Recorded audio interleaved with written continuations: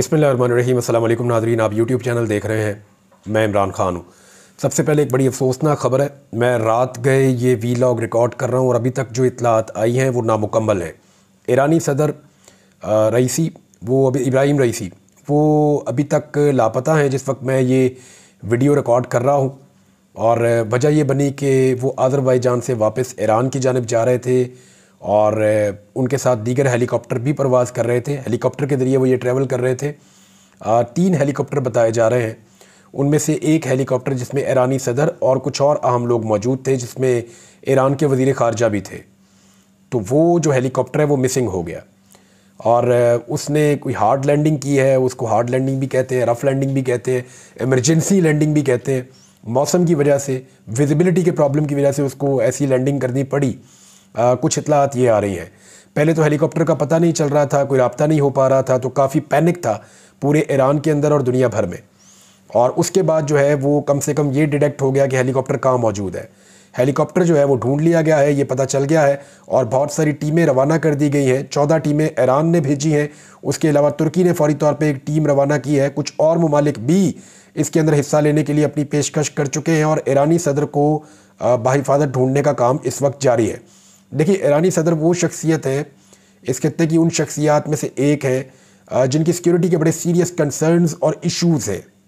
उनके कुछ मुल्कों के साथ मसाइल भी हैं, यानी जो मगरिब की ईरान के बारे में सोच है, अमेरिका की ईरान के बारे में सोच है, जो पाबंदियाँ हैं, फिर जिस तरह इसराइल के साथ उनका एक पंगा चल रहा है, कुछ मगरबी ममालिक के साथ उनके हालात ठीक नहीं रहते।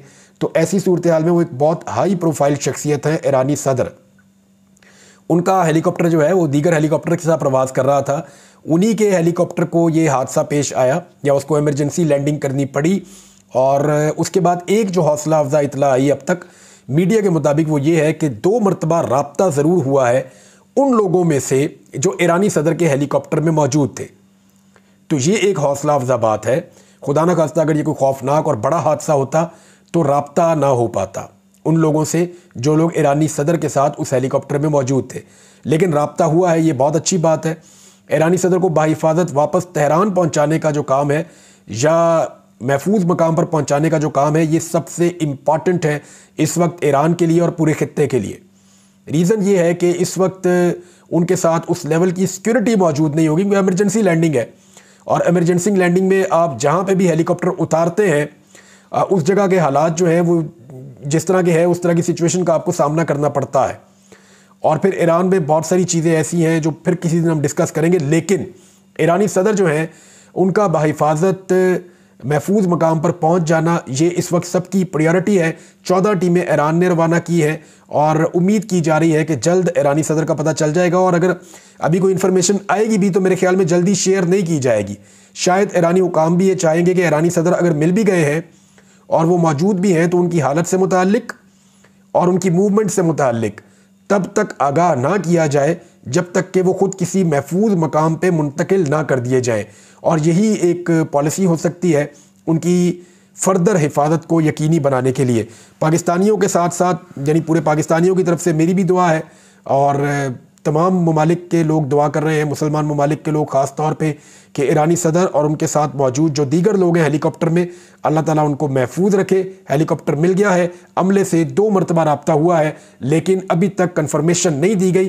किसी भी वक्त ये कन्फर्मेशन आ जाएगी। हो सकता है जिस वक्त आप ये वीलॉग देख रहे हो उस वक्त तक कन्फर्मेशन आ जाए। अब आ जाए नाज़रीन वो इशू जो पाकिस्तान को जिसने हिलाकर रख दिया पिछले 2 दिनों में, कि पाकिस्तानी तलबा के ऊपर बहुत बड़े पैमाने पर अटैक हुआ किर्गिस्तान में। कुछ तालिब इल्म ज़ख्मी हुए, कुछ के दरवाजे पीटे गए।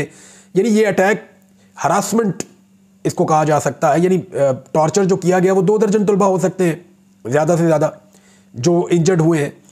कुछ इससे ज़्यादा भी हो सकते हैं, कुछ इससे कम भी हो सकते हैं। कुछ ज़्यादा इंजर्ड हुए हैं, कुछ कम हुए हैं। अल्लाह का शुक्र है कि कोई हमारा तालिब इल्म शहीद नहीं हुआ। तालिबात को और तलबा को जो हरासा किया गया है ये बड़ी खौफनाक चीज़ है। वो अपने मुल्क से दूर, बहुत दूर एक और मुल्क में है और वहाँ पे जो जत्थे हैं वो इकट्ठे होकर आते हैं, पुरतशद्दुद हुजूम आता है और वो उनके दरवाजे पीटता है और उनको बाहर निकालने की कोशिश करता है। ख़वातीन को और जो वहाँ पे नौजवान मौजूद हैं उनको हरासा किया जाता है। तो ये आज खुद एक बड़ी खौफनाक सिचुएशन है। कोई भी शख्स अपने बच्चे को उनकी जगह पे रख के देखे तो फिर दिल के हालात पता चलते हैं कि एक्चुअली वो लोग किस कर्ब से गुजरे हैं और उनके प्यारे पाकिस्तान में किस कर्ब से गुजरे हैं।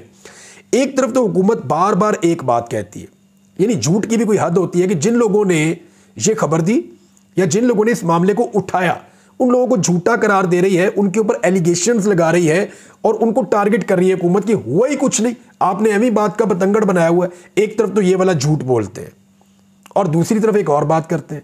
यानी वज़ीर इत्तलाआत ये कह रहा था कि शहबाज शरीफ 2 रातों से सोए ही नहीं इस मसले की वजह से। यानी हद होती है, एक तरफ आप कह रहे हैं हुआ ही कुछ नहीं और दूसरी तरफ आप कह रहे हैं शहबाज शरीफ 2 रातों से सोए ही नहीं। एक तरफ आप कह रहे हैं हुआ ही कुछ नहीं, दूसरी तरफ आप कह रहे हैं हम खुसूसी परवाज़ें भेजेंगे। एक तरफ आप कह रहे हैं कि हुआ ही कुछ नहीं, दूसरी तरफ आने वाले तलबा को आपका वज़ीर दाखिला एयरपोर्ट के ऊपर रिसीव करता है। एक तरफ आप कह रहे हैं हुआ ही कुछ नहीं, दूसरी तरफ आप अनाउंस करते हैं कि आपका वज़ीर खारजा जाएगा और बाद में आप उससे भी मुकर जाते हैं।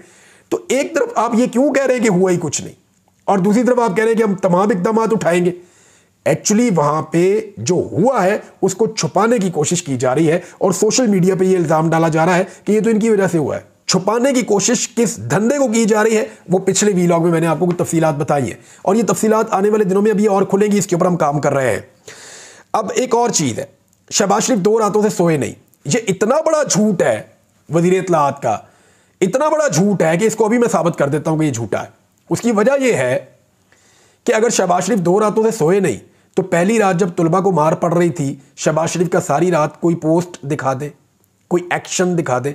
24 घंटे वज़ीर आज़म ऑफिस में लोग काम कर रहे होते हैं ना, कोई उन्होंने एक्शन लिया हो, कोई उन्होंने नोटिस लिया हो, कोई उन्होंने पोस्ट की हो, किसी जगह पे उन्होंने अहकामात जारी किए हो। पहली रात शहबाज शरीफ साहब सोते ही रहे हैं, पब्लिक चीखती रही, चिल्लाती रही, लोग सोशल मीडिया पर रोला डालते रहे, डिमांड करते रहे कि वज़ीर आज़म को जगाओ। और वज़ीर आज़म अगर जाग रहे होते और इसके लिए फिक्रमंद होते तो रात गए कोई उम्मीद तो दिलाते पाकिस्तानियों को। तो सारी रात गुजरने के बाद सुबह गवर्नमेंट का एक स्टेटमेंट आता है, उसमें वज़ीर आज़म फर्स्ट हैंड इन्वॉल्व नहीं होते। तो इसका मतलब यह है कि एक मरतबा फिर खुशामद के अंदर वज़ीर इत्तलाआत ने झूठ बोला है। यह इत्तलाआत की वैसे नौकरी बड़ी मुश्किल होती है, यहां पे खुशामद ही करनी पड़ती है, झूठ ही बोलना पड़ता है ज़्यादातर। 2 जो है वो चीज़ें की गई हैं वहां गवर्नमेंट की जानिब से। उन्होंने कहा जी ऑनलाइन क्लासेज हो जाएंगी, बच्चे बेशक वापस चले जाएं, हालात ख़राब है तो वो ये कह रहे हैं ना कि बच्चे वापस चले जाएं। उसके बाद जो मकामी कम्युनिटी है वो गुडविल जेस्टर के तौर पे अब चीज़ें, मिठाइयाँ, बिस्किट, खाना पीना लेकर आ रहे हैं तलबा के लिए कि आप यहाँ पे रहें, ईजी हो जाएं, आपको कोई प्रॉब्लम नहीं होगी। अब इस तरह के जेस्टर देने की भी कोशिश की जा रही है क्योंकि किर्गिस्तान को भी आइडिया हो गया है कि ये तलबा अगर यहाँ से जाएंगे तो इकॉनमी के अंदर से एक बड़ा शेयर निकलेगा। ये बहुत पैसा इकट्ठा होता है इन तलबा की वजह से, 70,000 के करीब तालिब इल्म है। तो वो पैसा अब वो ऐसा तो नहीं चाहेंगे कि वो पैसा उनके हाथ से निकल जाए, तो अब वो अच्छा जेस्टर दे रहे हैं जो एक अच्छी बात है। ऑनलाइन क्लासेस और इम्तिहानात भी ऑनलाइन होंगे, ये वहाँ की गवर्नमेंट ने अनाउंस कर दिया है। अली अमीन गंडापुर ने वफाकी हुकूमत से ज़्यादा दिलेरी दिखाई है क्योंकि जो बच्चे अभी पहुँचे हैं ना वो कह रहे हैं कि हम टिकट लेके आए हैं, हमारे साथ अगर थोड़ा बहुत कॉपरेशन किया है तो हमारी उस यूनिवर्सिटी ने या उस तालीमी इदारे ने किया है जिसमें हम तालीम हासिल कर रहे थे, उन्होंने थोड़ा बहुत टिकट में हमारे साथ कंट्रीब्यूट किया है या कोऑपरेट किया है, या जो बच्चा नहीं खरीद सकता उसको कोऑपरेशन दी है। लेकिन गवर्नमेंट ऑफ पाकिस्तान ने वो ये कह रहे हैं अभी तक हमें कोई फ्री फ्लाइट नहीं दी। लेकिन अली अमीन गंडापुर ने अनाउंस किया बाकायदा वीडियो बना के, उन्होंने कहा जी बड़ी तशवीश है और अब हम शुरू करने लगे हैं फ़िज़ाई ऑपरेशन जो फ्री ऑफ कॉस्ट होगा।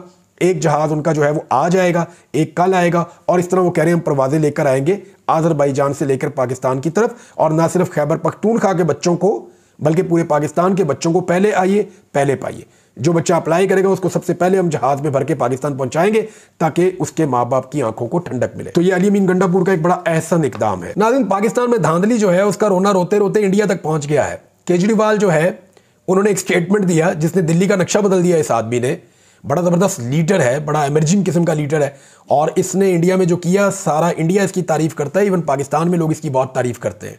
इसको भी गिरफ्तार किया गया था कुछ अर्सा पहले।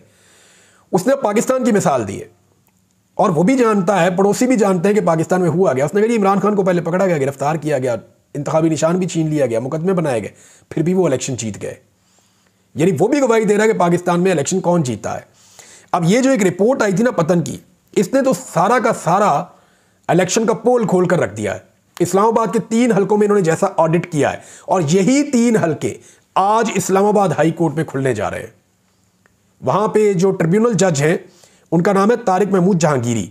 उन्होंने पिछली पेशी के ऊपर हुक्म दिया था तीनों जीतने वाले उम्मीदवारों को, या जिनका जीत का नोटिफिकेशन जारी किया, एक्चुअली तो वो हार गए थे तीनों, और वो हारे भी तकरीबन बहुत लंबी लंबी लीड से, 50-50, 60-60 हज़ार से वो हारे इलेक्शन, और उनको हुक्म दिया था कि 20 तारीख को अपने अपने फॉर्म 46 और फॉर्म 45 आपने लेकर आने। अब जब फॉर्म 45 वो जमा करवाएंगे ना, तो उसके बाद जब चेक किया जाएगा कि ये वाला फॉर्म 45 कैसा है और ये वाला फॉर्म 45 कैसा है, क्योंकि दूसरी जानिब से फॉर्म 45 जमा करवाएं, 2 हल्कों में तो इलेक्शन लड़ा मुस्तफ़ा नवाज खोखर ने, वो भी जमा करवाएंगे, जमात इस्लामी वो भी जमा करवाएगी, पीपल्स पार्टी भी जमा करवाएगी। पीपल्स पार्टी तो वैसे PMLN के साथ खड़ी होगी, लेकिन PTI वाले भी जमा करवाएंगे। तो सारे उम्मीदवार अपने अपने कौमी असम्बली के फॉर्म 45 जब जमा करवाएंगे और उनको जब कंपेयर किया जाएगा PMLN के उम्मीदवारों के पास जो फॉर्म 45 है उनके साथ, तो दूध का दूध पानी का पानी हो जाएगा। ये सीटें टिकनी नहीं है PMLN के पास। मियां साहब बहुत ज़्यादा मुश्किल में आने वाले हैं। नवाज शरीफ के लिए ज़्यादा बेहतर यह है कि इससे पहले कि उनकी हुकूमत मेजॉरिटी खोने के बाद गिर जाए और उनको मुंह की खानी पड़े, फिर नया इलेक्शन में जाना पड़े, वो अपनी हुकूमत को खुद गिरा दें। अक्लमंदी इसी में, और दोबारा पाकिस्तान को इलेक्शन में ले जाएं, शायद उनकी मुस्तकबिल में सियासत बच जाए। लेकिन अगर वो बाज ना आए और इसी तरह वो एक मोरे के तौर पे काम करते रहे, तो मियां नवाज शरीफ साहब याद रखें कि सियासत उनकी नहीं, उनकी आने वाली नस्लों की भी खत्म हो जाएगी। 4 चैलेंज मियां नवाज शरीफ साहब को मिल गए जब से उन्होंने एक स्टेटमेंट दिया है। इतना बुरा वक्त चल रहा है नवाज शरीफ का। डील करने के बाद ना, बंदा जब से डीलर बनता है ना, तो डीलर बनने के बाद बंदे के बुरे ही हालात चल रहे होते हैं। पाकिस्तान में मैंने एक चीज़ नोट की है, तकरीबन 50-60 साल पाकिस्तान में ऐसे गुजरे कि जो भी डीलर बनता था उसकी मौजें होती थी, उससे कोई पूछता ही नहीं था कोई बात। लेकिन अब सोशल मीडिया का एक ऐसा फिनोमिना है और पाकिस्तान की यूथ को इतनी अवेयरनेस आ गई है कि जो बंदा भी डीलर बनता है ना, उसका जीना हराम हो जाता है इस मुल्क में। 4 चैलेंजेस आ गए। मियां साहब ने एक इल्ज़ाम लगाया साकिब निसार साहब पे। उन्होंने कहा जी मैं चैलेंज करता हूं, निकालो ऑडियो लेकर आओ, मैं बताता हूं आपको। साकिब निसार ने चैलेंज कर दिया कि नवाज शरीफ साहब लेकर आए ऑडियो। कहां पे मैंने कहा है कि इमरान खान को जो है वो जितवाना है, लेकर आना है, और नवाज शरीफ को और मरियम को अंदर रखना है? लेकर आओ ऑडियो, अब साबित करो, लाओ और साबित करो। तो नवाज शरीफ साहब वहां चुप करके बैठ गए, मुंह पे उंगली रख के। दूसरा उनको चैलेंज किया इरफान सिद्दीकी साहब ने। नवाज शरीफ ने कहा मुझे तो इमरान खान ने कहा था कि बनी गाला की सड़क बनाओ। इरफान सिद्दीकी ने कहा इमरान खान ने नहीं कहा था, इमरान खान ने बिल्कुल नहीं कहा था। बल्कि जब नवाज शरीफ वहां से वापस आ रहे थे तो उन्होंने खुद कहा कि ये सड़क टूटी हुई है, इसको बनवा देते हैं। दूसरा झूठ। तीसरा चैलेंज किया जी मदर अब्बास साहब ने। उन्होंने कहा मियां साहब आप खुद नहीं गए थे इमरान खान को मिलने बनी गाला, आपको उस वक्त के आर्मी चीफ ने भेजा था, आप उस वक्त भी एस्टेब्लिशमेंट की गोद में बैठे हुए थे, तो पूरा सच बोले, ये भी बताएं आप। और अब तारुल कादरी साहब भी फाइनली सामने आ गए। तारुल कादरी साहब ने भी चैलेंज कर दिया, क्योंकि नवाज शरीफ साहब ने कहा कि तारुल कादरी साहब लंदन में थे, वहां पे उस वक्त के ISI के चीफ गए और इन लोगों ने कोई खिचड़ी पकाई और लंदन प्लान बना। उन्होंने कहा जी साबित करें अब आप। तारुल कादरी साहब भी पीछे पड़ गए। मुझे तो ऐसा लगता है कि मरियम नवाज जो कानून बना रही है ना, ये जो टिकटॉक ने जो वहां पे कानून तैयार कर रही है मरियम नवाज की गवर्नमेंट पंजाब के अंदर, जिसको डेफेमेशन का लॉ कहते हैं, कि जनाब फटाफट फैसला हो जाएगा, फटाफट केस लगेगा और 3 पेशियों के अंदर फैसला हो जाएगा और फिर जुर्माना देना पड़ेगा। नवाज शरीफ को बहुत जुर्माना देना पड़ेगा जितना झूठ वो बोलते हैं। एक उनको जुर्माना देना पड़ेगा साकिब निसार को ऑडियो वाले मामले पे, एक उनको जुर्माना देना पड़ेगा इरफान सिद्दीकी को, एक उनको तारुल कादरी को भी जुर्माना देना पड़ेगा कि तारुल कादरी के खिलाफ अब वो साबित करें कि लंदन प्लान हुआ था और किस तरह हुआ था। तो मियां नवाज शरीफ साहब तो अपने ही किए में बार बार फंस जाते हैं। एक और चीज़ है, किसानों का जो लगातार नुकसान है उससे ये हुकूमत बाज नहीं आ रही। खैबर पख्तूनख्वा की हुकूमत जो गंदम खरीद रही थी उसका भी रास्ता बंद कर दिया। यानी पहले पंजाब के किसानों को मारा ऐसे कि बाहर से गंदम इंपोर्ट कर दी कि जी किसानों से हमने नहीं लेनी। किसानों को एक रेट दिया, कहा जी हम आपसे खरीदेंगे, किसान रख के बैठ गए, कहते अब नहीं लेंगे। अच्छा, किसान ने तो बेचनी है बेचारे ने गंदम, वो जब मार्केट में बेचने जाता है, मार्केट में जो आड़ती है उसको पता है कि ये फंसा हुआ है, वो उसको 3900 रुपया देता नहीं है, उसको 3000 रुपये में लेता है एवरेज। तो उसका बेचारे का लगातार किसान का नुकसान हो रहा था। इतने में उनको उम्मीद की किरण ये मिली कि खैबर पख्तूनख्वा की हुकूमत ने कहा कि हम 3900 में पंजाब के किसान से गंदम खरीद लेते हैं। तो पंजाब की गवर्नमेंट ने वहां पे भी एक बॉर्डर बना दिया और गाड़ियां रोक दी। बकौल खैबर पख्तूनख्वा हुकूमत के उनको खरीदारी से रोका जा रहा है और परेशान किया जा रहा है। यानी किसान का कोई फायदा नहीं होने देना, जितना फायदा करना है वो मिडलमैन का, आड़ती का और ताजर का करना है, क्योंकि ताजरों की हुकूमत होती है, नॉर्मली PMLN की हुकूमत होती है। ये चाहते हैं कि जो कमीशन एजेंट है वो पैसा कमाए, किसान जो है वो भाड़ में जाए, किसान जो है वो बर्बाद हो जाए बेशक।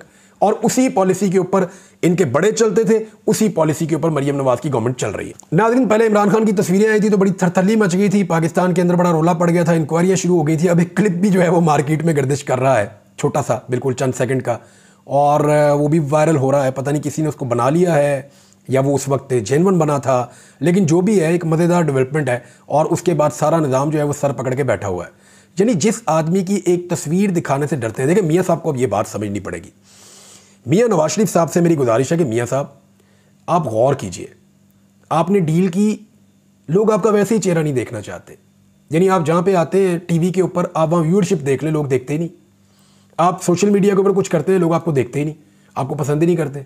और दूसरी तरफ आपका एक मुखालिफ आदमी है, सियासत में भी आपसे बहुत जूनियर है, बहुत बाद में सियासत में आया है, लेकिन आप देखें ना कि उसकी एक तस्वीर आती है और कैसे पूरे पाकिस्तान के अंदर, पूरी दुनिया के अंदर जो है वो वायरल हो जाती है, कैसे लोग उसके लिए दीवाने हो जाते हैं। ये फ़र्क होता है मियाँ साहब एक लीडर में और एक डीलर में। जी नाज़रीन, अब तक के लिए इतना ही। अपना ख्याल रखिएगा, अपने इस चैनल का भी। अल्लाह हाफ़िज़।